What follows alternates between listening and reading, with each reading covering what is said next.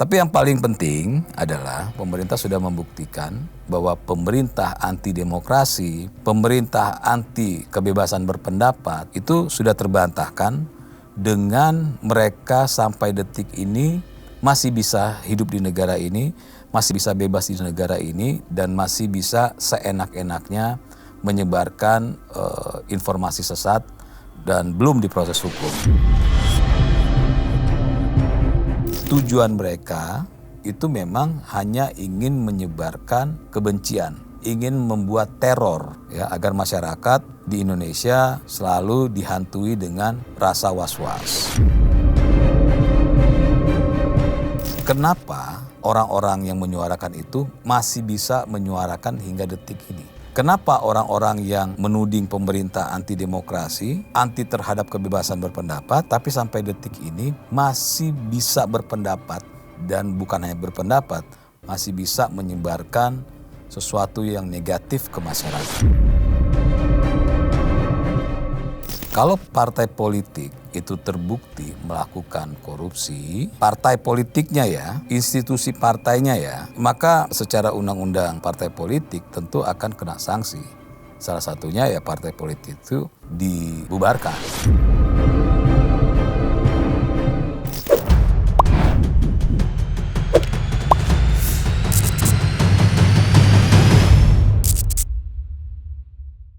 Halo pemirsa OTT On The Table, kembali bersama saya Teddy Gusnaidi. Kali ini saya mau mengomentari ya beberapa komentar dari penonton cumi-cumi.com terkait diskusi kita ya, OTT dengan Ahmad Alimuddin atau yang sering dipanggil Bang Alim. Beliau itu kalau penonton lihat itu biasanya ada di media sosial ya. Beliau menyampaikan opininya secara logik ya terkait permasalahan-permasalahan yang sedang ramai di negara ini, dan beliau menyampaikan dengan bahasa yang mudah dimengerti, dengan tata bahasa yang baik, dan yang paling penting adalah beliau menyampaikan bukan hanya opini kosong tapi juga dengan data-data ya pendukung, sehingga masyarakat atau pemirsa kalau nonton ya konten beliau di media sosial itu mungkin hanya 3 menit ya,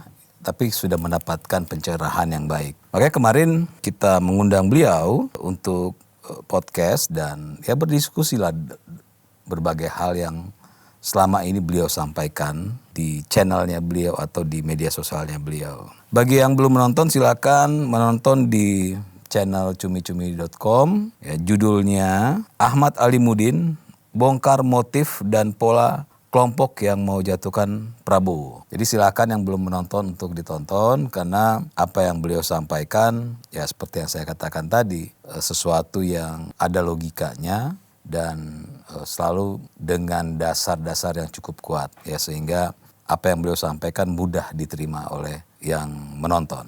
Dari video ini ada lumayan banyak komentar ya, tapi kita memilih beberapa komentar yang bisa mewakili komentar-komentar yang lain untuk kita tanggapi. Saya langsung aja ya, ada komentar pertama dari Mungkasaza. Beliau mengatakan begini, pertanyaannya, mengapa selalu dibiarkan? Apa tunggu sudah kacau negara gara-gara pembiaran pemecah belah bangsa baru ditangkap? Ya Mungkasaza ya, sebenarnya sih apa yang disampaikan Mungkasaza ini itu ya banyak ya saya baca, saya dengar. Begitu gregetan ya. Jadi orang-orang kok kenapa banyak yang dilihat baik di media sosial, baik di YouTube maupun di media TV nasional, itu orang-orang kok seenak-enaknya ya menyampaikan opini, bahkan bukan hanya opini tapi sudah menyebarkan informasi hoax, menyebarkan sesuatu yang menyesatkan dan menyebarkan perpecahan. Kenapa ada pembiaran? Jadi begini nih, kita lihatlah bahwa negara ini sangat mampu dan sangat bisa untuk melakukan penegakan hukum. Tapi harus diingat bahwa pemerintah tetap, termasuk aparat hukum kita, itu selalu menjadikan proses hukum atau menjadikan sanksi itu di urutan terakhir.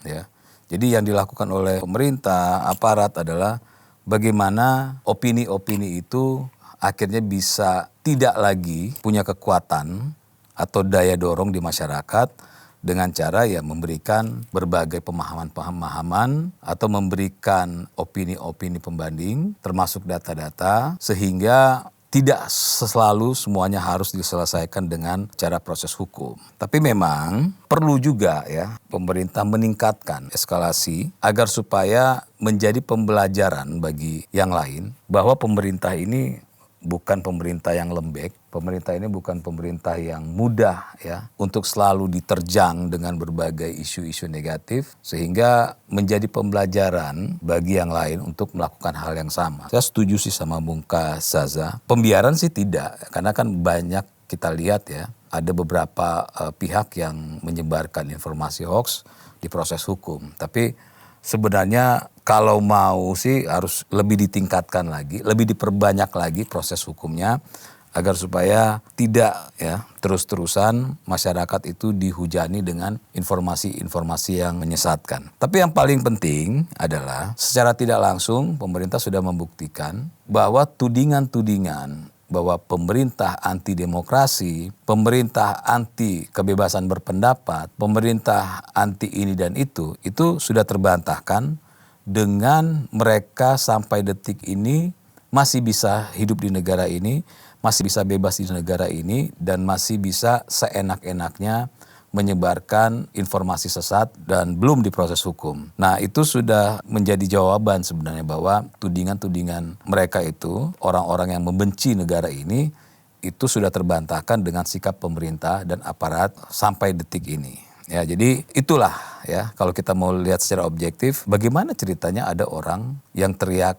bahwa pemerintah anti terhadap demokrasi, tapi mereka sampai detik ini masih baik-baik saja, masih bisa menyebarkan informasi sesat dan mereka tidak diproses hukum. Ya, itu menandakan bahwa pemerintah sangat menghormati demokrasi. Ada lagi dari Doni 8084. Kata Doni, emang sejak kapan parpol di Indonesia pernah mau mensosialisasikan apa program pemerintah? Jangankan mensosialisasikan, dana PIP aja malah dikorupsi seluruh parpol. Jadi Doni begini ya, mungkin Doni dan sebagian yang belum mengetahui harus mulai membaca lagi yang namanya Undang-Undang Partai Politik. Undang-Undang Partai Politik itu salah satu pasal di sana itu mewajibkan anggota partai politik itu untuk memberikan pendidikan politik ya ke masyarakat. Jadi sosialisasi program pemerintah itu adalah bagian dari pendidikan politik. Nah, pendidikan politik saat ini bukan seperti kita menjelaskan ini loh program pemerintah, enggak seperti itu. Karena program pemerintah itu kan tidak perlu lagi diperkenalkan secara berlebihan, tapi program pemerintah itu sudah dijalankan dan terhubung dan terkoneksi dengan masyarakat. Nah, yang menjadi salah satu tugas dari partai politik adalah ya seperti ini. Misalnya ada beberapa program pemerintah yang sedang berjalan, lalu ada beberapa pihak yang menyebarkan bahwa program ini buruk, program ini begini dan begitu, yang tidak sesuai dengan fakta di lapangan. Nah, salah satu tugas dari partai politik ya adalah memberikan atau meluruskan informasi-informasi yang tidak benar tersebut agar supaya masyarakat mendapatkan informasi yang seimbang. Nah, itu adalah salah satu cara mensosialisasikan program pemerintah ya dengan meluruskan berbagai informasi-informasi yang tidak benar. Begitu banyak program pemerintah yang berjalan saat ini, tapi banyak juga yang menyebarkan informasi secara negatif terkait program-program itu ya. Makanya selain partai politik meluruskan, ada juga masyarakat-masyarakat yang mencintai bangsa ini yang akhirnya ikut bersuara meluruskan hal-hal yang tidak benar itu ya. Lalu tuduhan dana PIP dikorupsi seluruh parpol itu juga adalah bagian yang harus dibuktikan. Kenapa? Karena kalau partai politik itu terbukti melakukan korupsi, partai politiknya ya, institusi partainya ya, maka secara undang-undang partai politik tentu akan kena sanksi. Salah satunya ya partai politik itu dibubarkan gitu. Nah ini yang harus diketahui oleh masyarakat. Nggak bisa misalnya ada pengurus atau anggota partai politik melakukan korupsi gitu kan. Lalu itu dianggap bagian dari kerja atau bagian dari program partai politik. Nah, itu yang banyak yang belum mengerti dan banyak yang salah paham. Karena dipikir itu adalah bagian dari program partai politik. Tidak ada satupun partai politik di negara ini yang programnya untuk melakukan korupsi. Jadi jangan juga kalau ada salah satu anggota partai politik atau pengurus partai politik melakukan tindakan yang tidak benar, jangan partainya yang dianggap melakukan hal itu. Sama seperti misalnya Doni nih. Misalnya di sebuah perusahaan tempat Doni kerja gitu. Ketika ada yang melakukan atau yang korupsi di perusahaan itu, apakah perusahaan itu yang melakukan korupsi? Enggak kan? Atau apakah Doni, misalnya Doni adalah pimpinan perusahaan itu, apakah Doni yang harus bertanggung jawab atas korupsi yang dilakukan oleh anak buahnya? Kan enggak gitu. Jadi harus melihatnya secara jernih.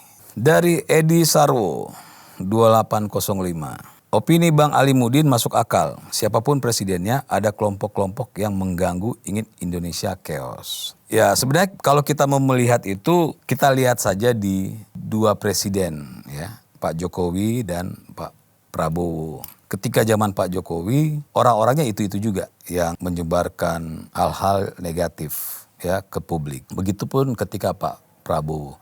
Itu orang-orang yang sama, kelompok-kelompok yang sama, yang memang tujuannya menyebarkan informasi apapun yang dilakukan oleh pemerintah itu harus salah. Contoh, salah satu contoh yang terbaru lah, ketika ada perang Iran dan Amerika. Perang Iran dan Amerika itu terjadi kekacauan di beberapa negara. Efeknya adalah kenaikan harga BBM.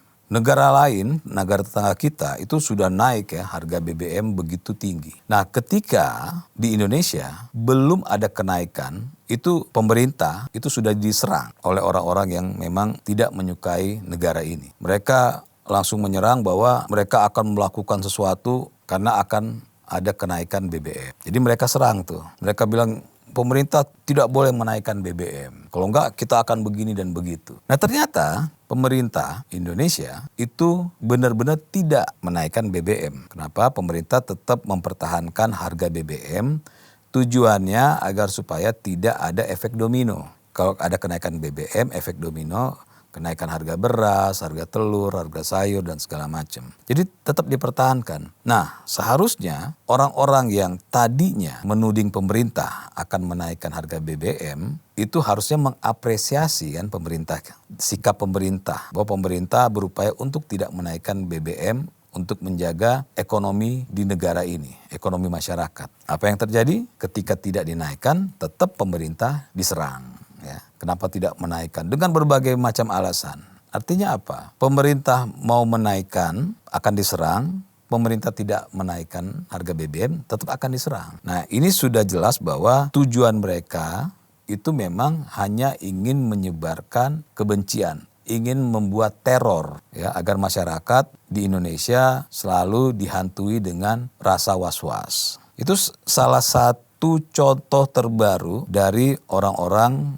yang membenci negara ini. Jadi nggak ada urusan sebenarnya soal BBM, nggak ada urusan. Pokoknya apapun yang dilakukan oleh pemerintah, apapun yang dilakukan oleh negara harus terus diserang, harus terus diteror ya dengan menyebarkan informasi-informasi yang menakutkan ke masyarakat. Nah, ini salah satu contoh terbaru dan logika yang bisa digunakan oleh masyarakat untuk melihat sebegitu masifnya para pembenci, tapi mereka lupa akan logika dan kepantasan. Pokoknya kalau udah benci, hajar apapun itu. Gitu. Edi Sarwo. Dari Supangat Pamungkas. Kalau suara rakyat disumbat, tak perlu digerakkan. Pasti akan mencari jalan sendiri. Jadi Supangat ya, benar. Jadi sebenarnya yang terjadi saat ini itu tidak ada suara rakyat yang disumbat. Malah bisa dikatakan kebablasan. Siapa saja sekarang bisa bersuara. Siapa saja bisa menyebarkan informasi yang tidak benar, siapa saja bisa maki-maki pemerintah, siapa saja bisa melakukan kebohongan dan dipublikasikan. Jadi kalau suara rakyat disumbatnya di mana? Nah, ada sekelompok orang yang menarasikan bahwa pemerintah ini anti terhadap demokrasi. Pemerintah menyumbat suara rakyat.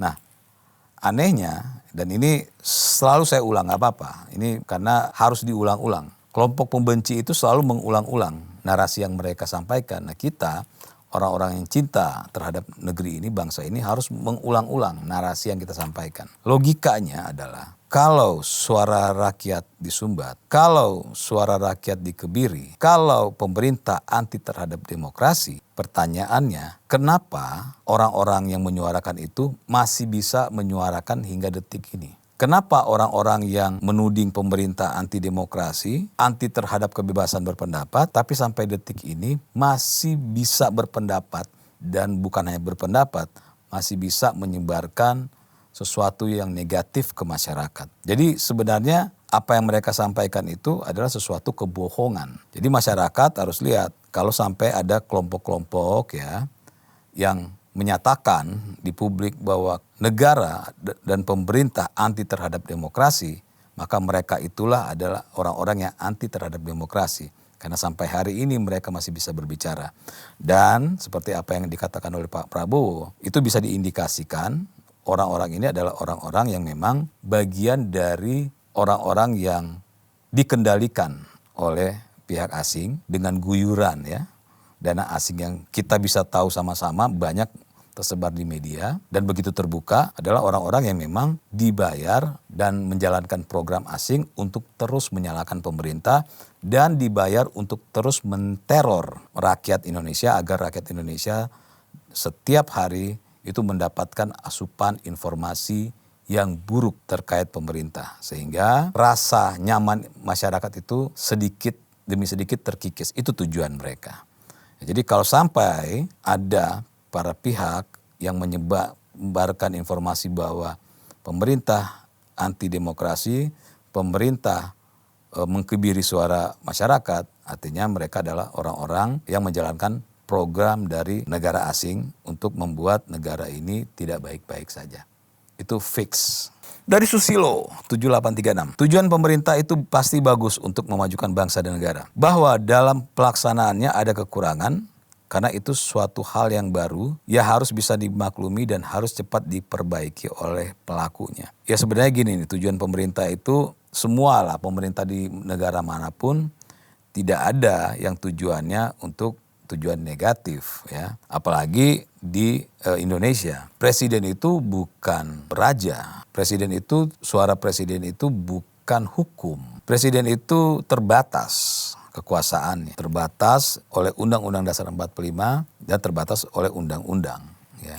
Jadi makanya kenapa ketika presiden itu disumpah, itu presiden dalam sumpahnya akan menjalankan amanat Undang-Undang Dasar 45, perintah undang-undang dan peraturan di bawahnya.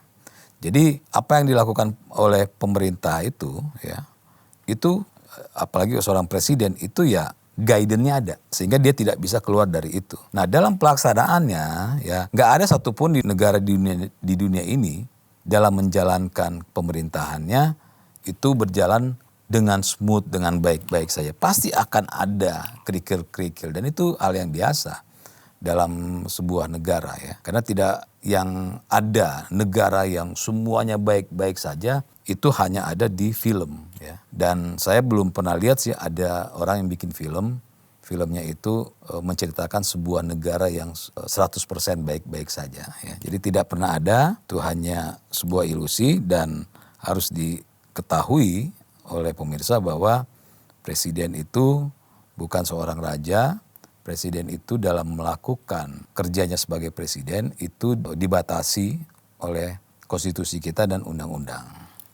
Begitu Susilo. Dari Martin Sepulau Raya, salahnya aparat pemerintah itu tidak dipercaya karena ulahnya yang korup. Saya berharap Pak Prabowo harus bersih-bersih sampai ke bawah dan ke partainya. Apabila pemerintah dari tingkat bawah dan partai penguasa dari tingkat bawah yang coba-coba memanfaatkan kekuasaan untuk kepentingan pribadi dan golongannya. Jadi intinya Martin ini minta agar supaya Pak Prabowo bersih-bersih ya. Gini Martin, pemerintah siapapun pemerintahnya, tentu tujuannya tidak untuk kroni-kroninya untuk melakukan korupsi. Kita lihatlah di 2 presiden sebelumnya ya, di Pak Jokowi dan sekarang Pak Prabowo. Di Pak Jokowi itu banyak pelaku-pelaku tindak pidana korupsi itu yang akhirnya diproses hukum dan, nah ini yang penting, dan yang diproses itu bahkan orang-orang yang dekat dengan Pak Jokowi. Jadi orang-orang yang dekat dengan Pak Jokowi, yang kenal dengan Pak Jokowi itu diproses hukum dan Pak Jokowi tidak mengintervensi itu. Begitupun dengan Pak Prabowo. Orang-orang yang akhirnya diproses hukum itu adalah orang-orang yang ada yang kenal dengan Pak Prabowo gitu kan, dan berinteraksi dengan Pak Prabowo. Tapi kalau bicara hukum, ya 2 presiden kita, ini saya mencontohkan 2 presiden saja ya, itu tetap menyerahkan pada hukum di negara ini. Tapi harus ingat juga bahwa kalau Kak Martin bilang, pemerintah dari tingkat bawah dan partai penguasa ya, untuk korupsi ini harus diingat bahwa korupsi itu tidak hanya kita bicara pemerintah, orang partai saja. Kita melihat kehidupan sehari-hari saja. Bahwa saya tidak mencoba mengkotak-kotakan, tapi kalau kita lihat bahwa di paling masyarakat yang ada di lingkungan kita saja lah, itu untuk urusan beli makan, disuruh beli makan misalnya, itu korupsi juga ada.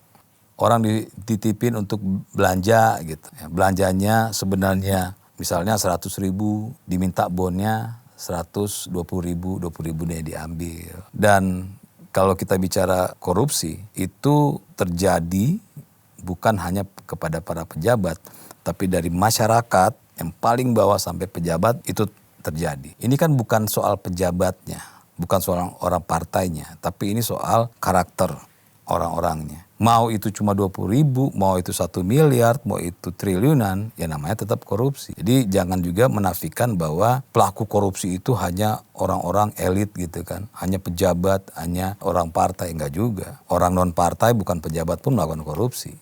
Di kantor-kantor banyak, di yang strata RT, RW aja itu banyak gitu. Dan di lingkungan kita pasti saya yakin Martin di tempat tinggalnya pasti pernah mendengar atau merasakan langsung bahwa ada pencurian, ada korupsi. Misalnya Mas Martin suruh orang melakukan apa atau belanja apa, ngakunya belanjanya segini padahal cuma segitu gitu kan. Nah, itu yang terjadi sebenarnya. Makanya kalau mau bersih-bersih itu bukan hanya di pejabat tapi harus dari tingkat yang paling bawah sampai ke tingkat paling atas. Jadi itu saya pikir cukup ya, sudah mewakili dari banyaknya komentar. Ya, intinya adalah kalau bicara mengenai orang-orang yang tidak menyukai negara ini, ya masyarakat itu harus lebih bijak lagi. Harus lebih bijak melihat bahwa sekali lagi yang saya sampaikan, kalau sampai ya para pembenci di negara ini menyebarkan kebohongan bahwa negara anti terhadap demokrasi, tapi mereka masih bisa bersuara, masih hidup, artinya apa yang mereka sampaikan itu adalah sebuah kebohongan. Dan tentu tidak layak untuk dipercaya apalagi disebarkan. Itu saja dan terima kasih. Pasti kita pengen ekspresi mengedepankan estetika. jelas tadi mendengarkan